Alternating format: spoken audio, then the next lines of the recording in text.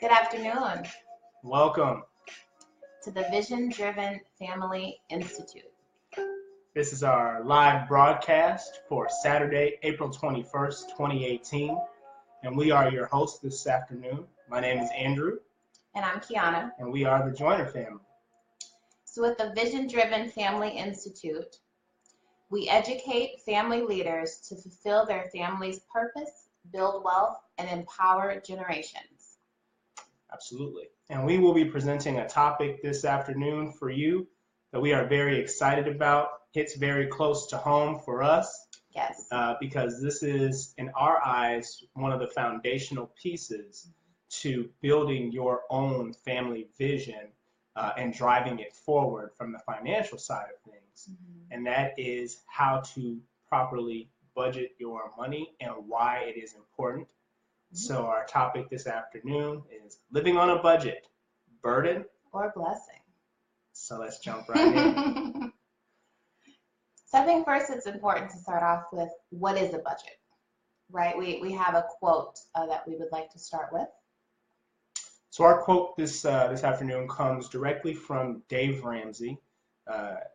If you've seen some of our previous broadcasts, you've heard us mention him.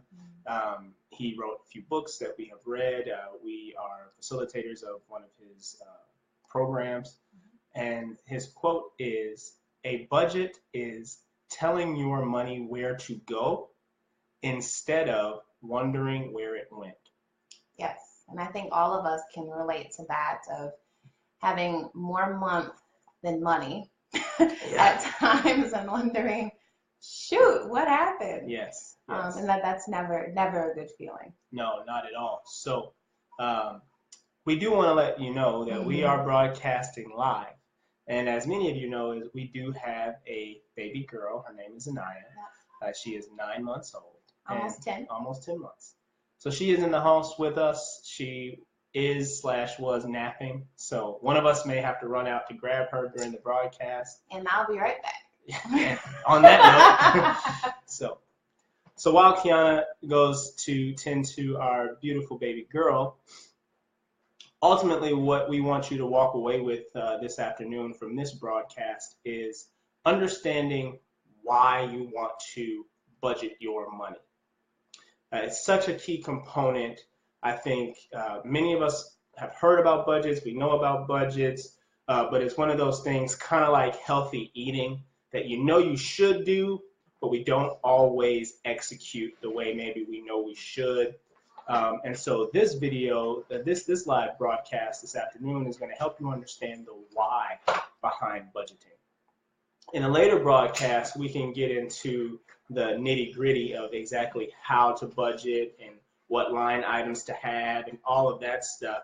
We could totally talk about that. But unless you understand why for yourself, your why, it's not going to stick. It's going to kind of be like a diet, right? And the reason why diets don't work is because they are inherently temporary. So they are built really to almost fail. And we don't want to take that approach towards the budget, how we go about planning our month and planning our spending and our saving. Welcome back. Thanks. I was listening. I agree. So Anaya is here. She's off camera. So from time to time, you may hear some baby sounds. We do apologize, but hey, this is real life.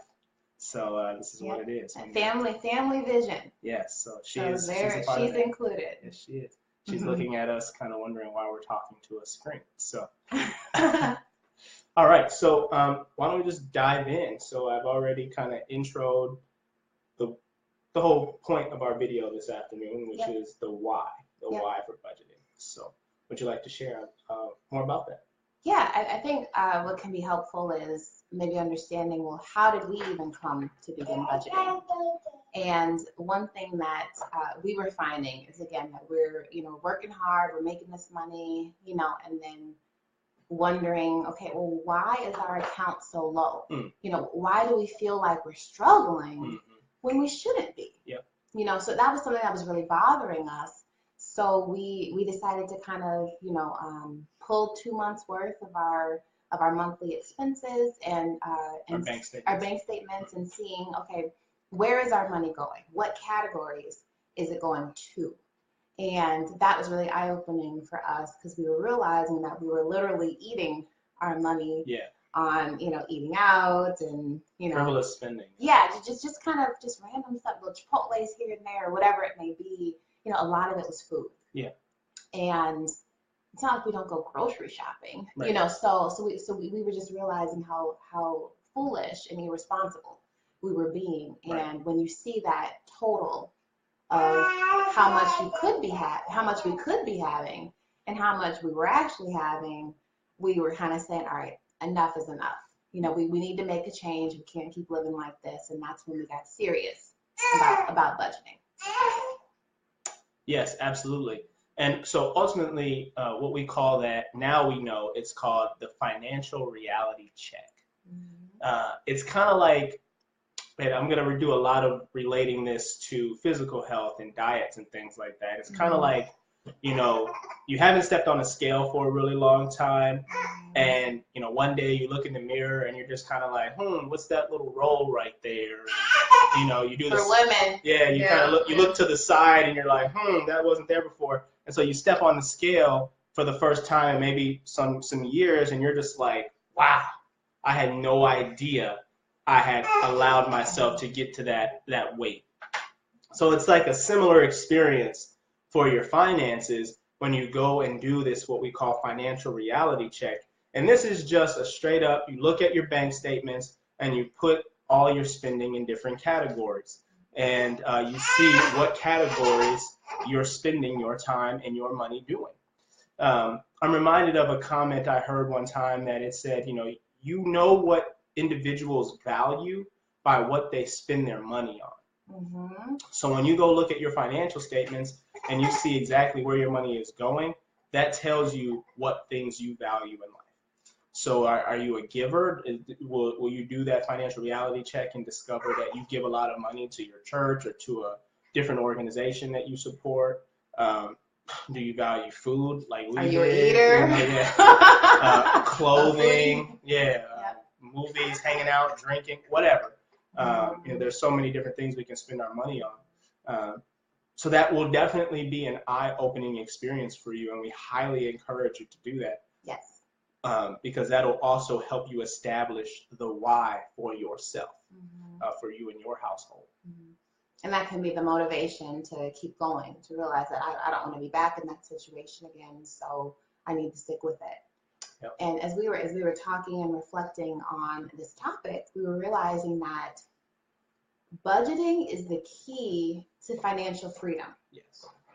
So if you want to be free financially, if you want to build wealth, if you want to be able to give like no one else, whatever your goals are and all of that in life, budgeting is key to that. It's not just like you said, like a diet. It's not just like a short-term thing, and once you've saved up for that item that you want, then you're good. No, because then otherwise you fall back into those bad habits again, and that cycle continues. So making that lifelong change, making it a lifestyle, is what's most important. Absolutely, good points, Kiana. So more about that. I think people are okay with budgeting if it's for a specific target. So if they are trying to buy a car, or if they want to save up enough money for a down payment on a house, or they want to go on a vacation, things like that, people are able to kind of tighten the belt, so to speak, financially in order to hit that target. But the problem with that is it doesn't create long-lasting behavioral modification. And that's the real challenge when it comes to being more planful around your household finances. We have to change the narrative around the notion of a budget. It's almost become a bad word, right?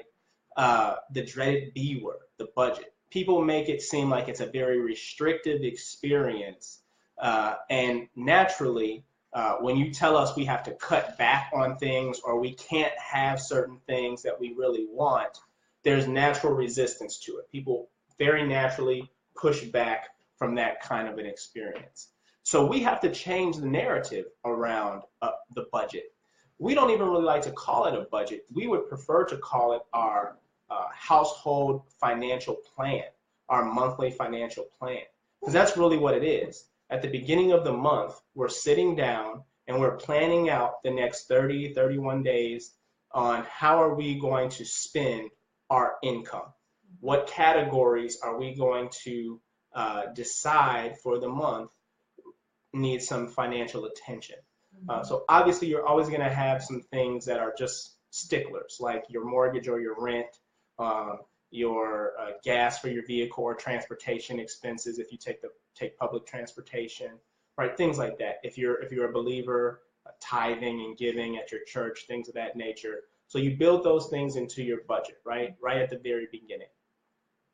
Then you go down and you look at some other expenses. Obviously, if you do have a home or you live in an apartment, things like that, you may have utility costs, water, gas, electric, so on and so forth.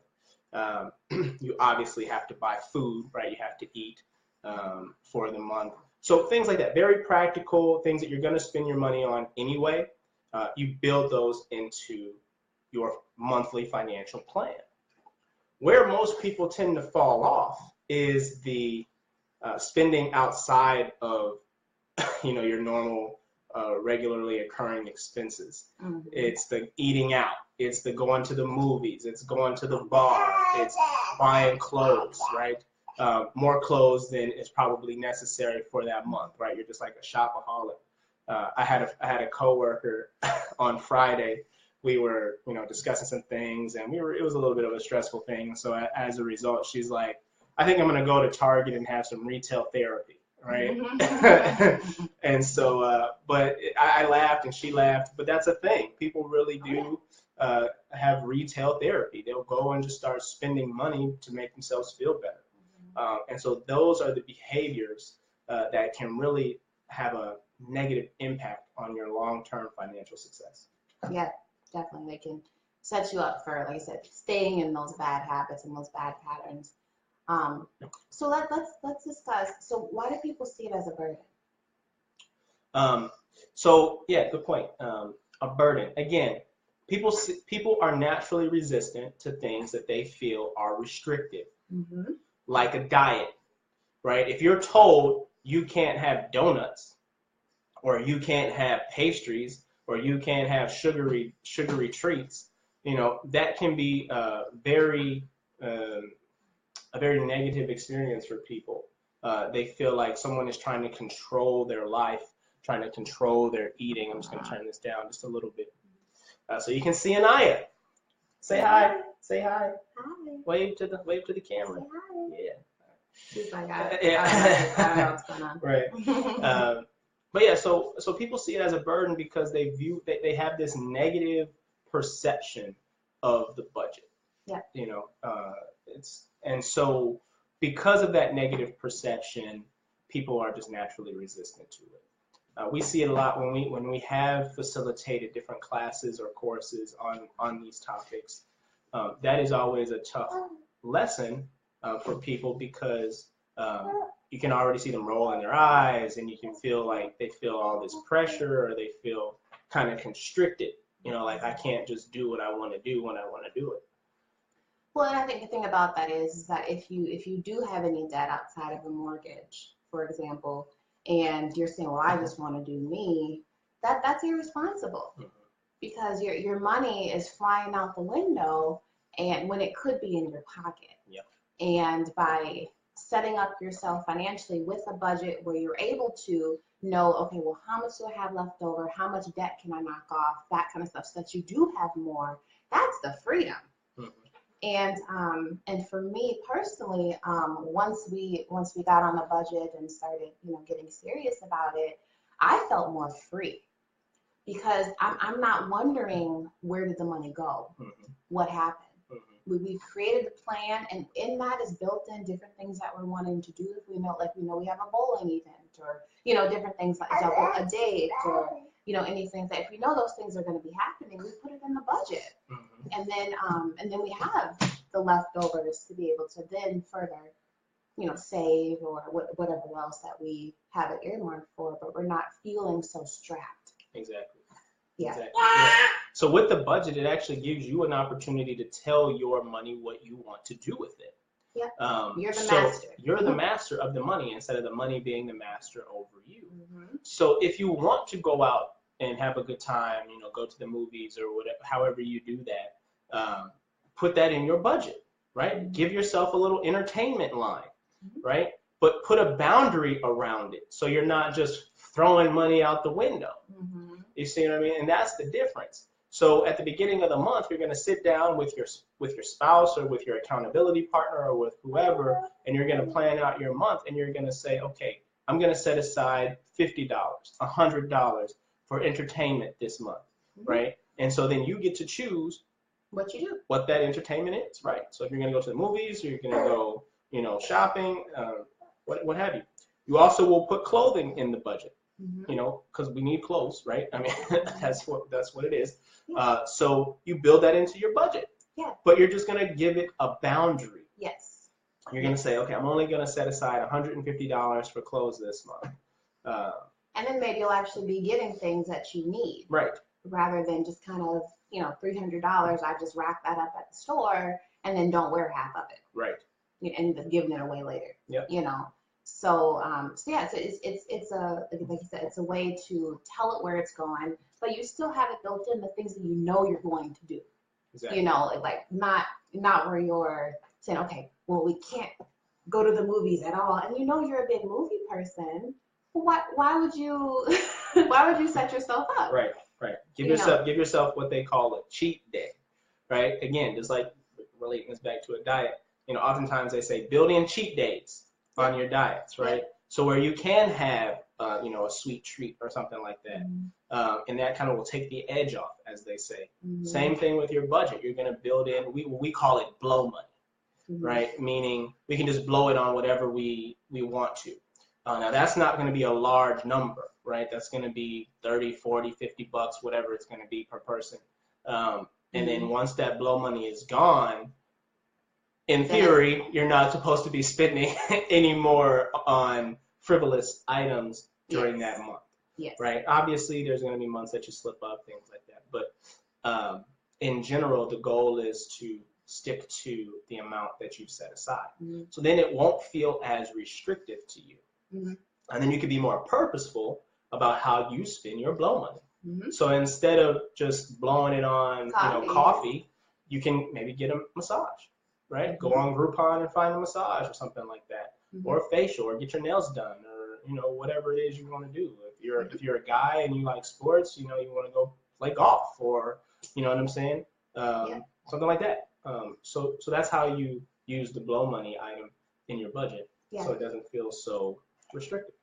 And then too, there's obviously times where unexpected things come up, or there was a birthday you forgot about, and there's a gift you need to get, or something like that.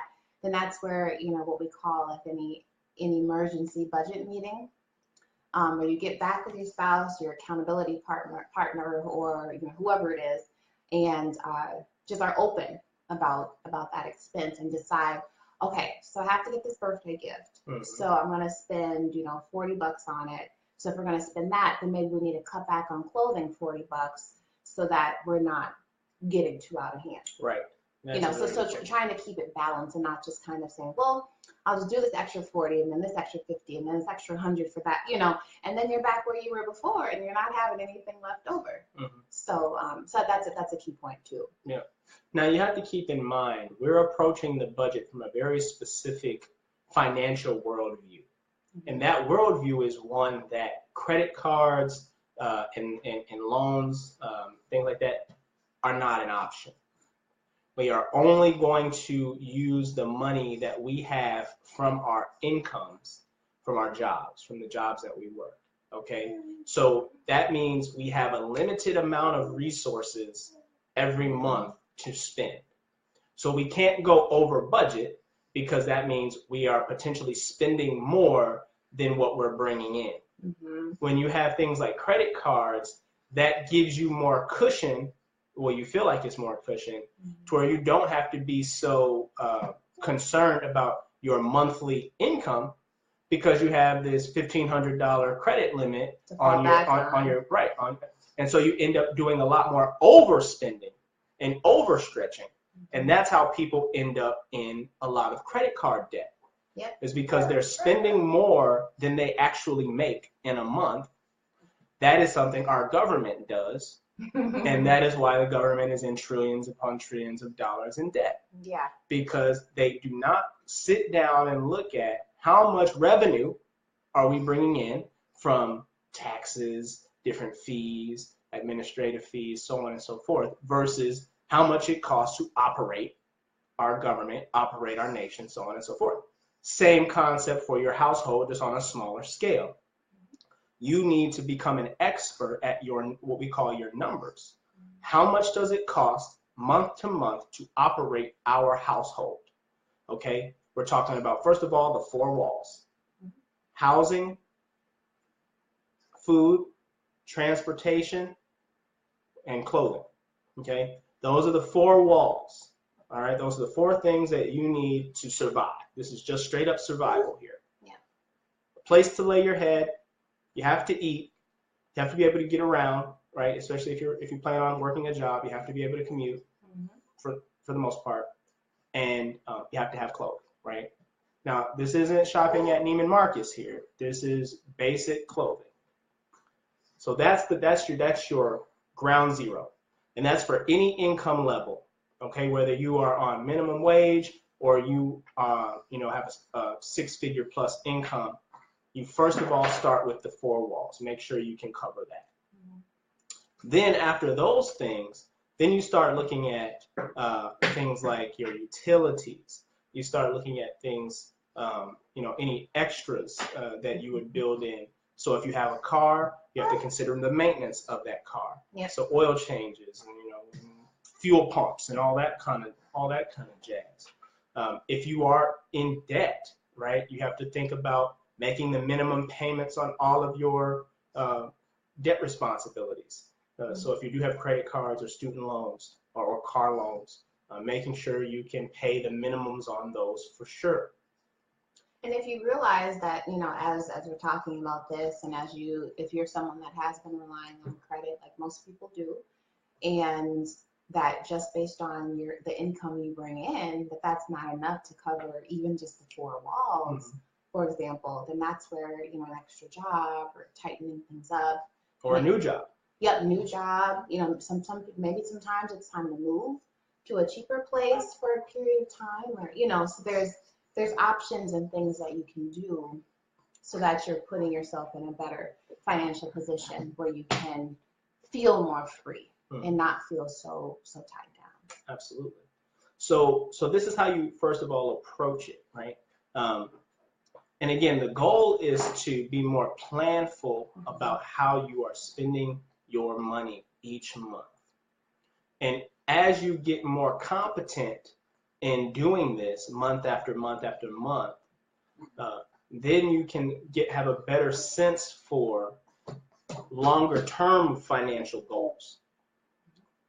Things like if you don't already own a home, buying a home. Or if you're getting close to retirement age, putting money away for your retirement and things of that nature. You may have other goals, like you may want to travel the world. You know what I'm saying? Like you may want to make sure you're able to go on a decent vacation with your family. You might want to be able to put your kids through college. So, there's all these different types of goals that you may have financially, but you can't achieve those goals by just willy-nilly spending money, not knowing where your money's going, you know what I'm saying, and thinking that you're going to be able to retire wealthy, put your kids through college, buy that vacation property in Florida, and you're just out here just living. I'm sorry, that's not how things work. And as they say in the real world, you have to have a plan, and you have to tell your money where to go each and every month. Yeah. And you have to almost kind of be legalistic about it, at least initially, to build the habit, right? Because you have to now change all these years of behavior. You have to try to change that, right? We are still working on some of our weaknesses, like eating out. Eating out is still a weakness for us. Yeah. When we look at our budget at the end of the month, most of the time, the food category, we blow that. I mean, we blow that most months, but we've been able to really dial it back significantly since we've been on the budget, right? So, and I will say the times that we do blow it, it's when we're not checking back on the budget. So that's one thing too. The budget isn't something that you just create at the beginning of the month and then never look at. right. Because then, I mean, then there's no point. What's the point of it if you're not reevaluating and checking, okay, how are we doing in these certain areas to know what you need to tighten up? So if we were on the months that we do go over on some areas, it's because we didn't check, okay, how's our grocery budget or how's our blow money budget for this month before deciding to eat out somewhere. Yeah. So that's a key piece too. Absolutely. So we've kind of already been talking about it, but just to kind of call it out more specifically, why the budget is a blessing. Number one, it alleviates a lot of stress.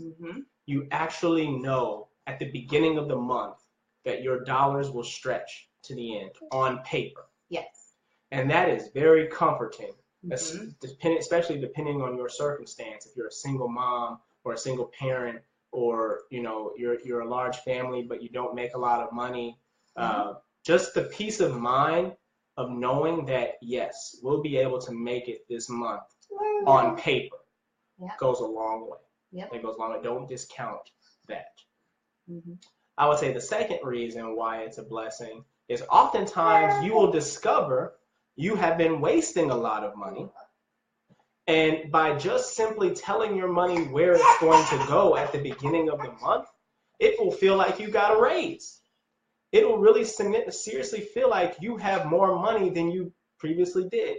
Because you've simply started being more planful and actually knowing, okay, I'm only going to allocate $500 this month towards food instead of $1,000 like I've been doing, or towards clothing, or whatever your thing is. So that's the second reason why it's very it's a blessing to us. And third, especially if you're a Bible believer, the Lord tells us that we are stewards, and that we are to be good stewards over the resources that He has put into our hands. In fact, the Bible calls it a faithful steward. And there's a parable in the scriptures where Jesus is talking and he's sharing with his disciples about the 3 stewards. He gave each of them a different increment of money. And he told them to go out into the marketplace and bring back an increase. And it doesn't really matter the amount that you start with as much. It matters what you do with it. He gave one guy, I'm just going to put him in dollars. He gave one guy $5, another guy $2, and another guy $1. The individual who had $5, he went out into the marketplace. He brought back double. Jesus called him a faithful and good steward.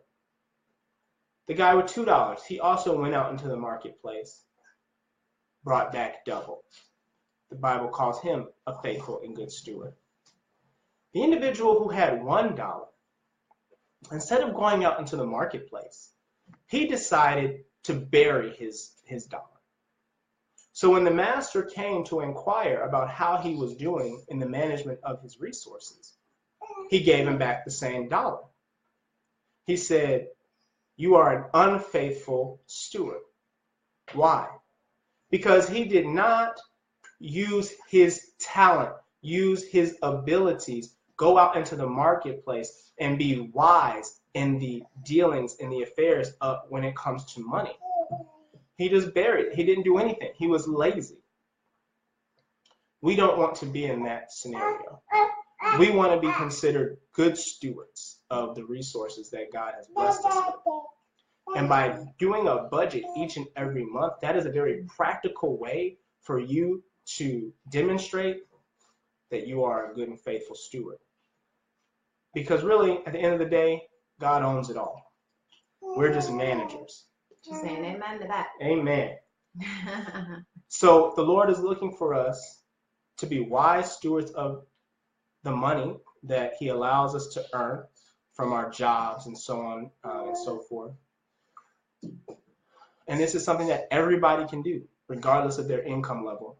Whether you're on government assistance or you're a multimillionaire, having a financial plan is of the utmost importance if you want to have longevity and sustainability when it comes to your financial well-being. So, on that note, I think we have come close to the end of our time together. Mm-hmm. Kiana, I believe you were going to share an additional quote with the people. Yes. Thank you. First of all, thank you so much for listening, whether it's live or afterwards. Really appreciate you tuning in. I know I see Lois Porter and Derek Porter. Much love. Thank y'all. So the quote that we want to leave with you all is, "It's not your salary that makes you rich. It's your spending habits." And that's by Charles Jaffe, if I'm saying that correctly.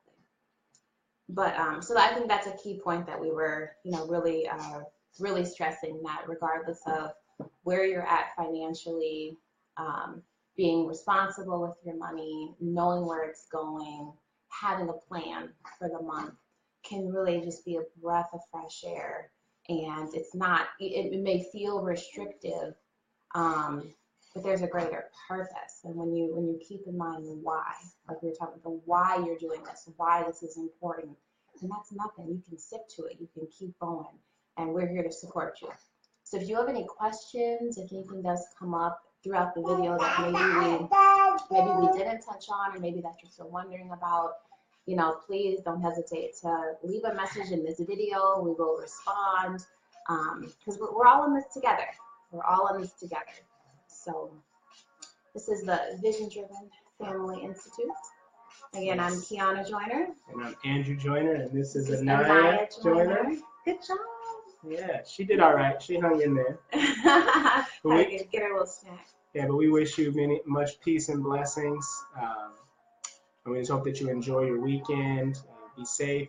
If you're in Minnesota, enjoy the nice weather. We deserve it. And we just love you all and thank you. And have a great day. We'll see you next time. God bless.